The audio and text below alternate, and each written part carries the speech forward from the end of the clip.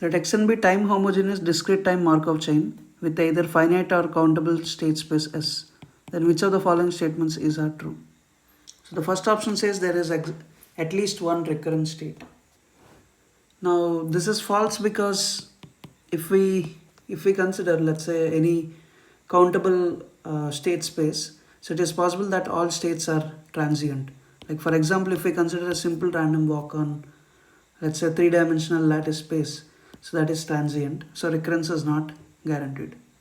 If we consider option B, if there is an absorbing state, then there exists at least one stationary distribution. Yes, this is correct because if there is one, if I is an absorbing state, we can say that this pi j is nothing but 1 if j is equals to 1 and 0 if j is not equals to I. So that means, so the distribution is stationary and we have at least one stationary distribution exists. The third statement says if all, so option B will be the correct answer.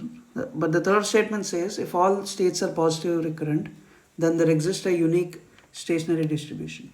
Now this is false in general because uniqueness means we require like irreducibility.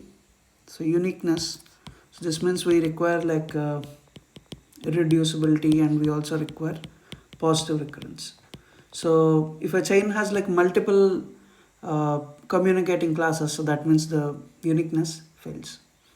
And option D says that if Xn is irreducible and S is state space is 1 and 2 and pi 1 2 is a stationary distribution, then the limit n tends to infinity probability of Xn is equals to I given X0 is equals to I is pi.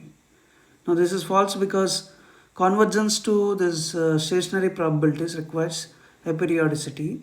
Now here like we were given a two-state chain, so and two-state chain can also be periodic with, let's say, period 2. So therefore this is also not correct. So option B will be the correct answer.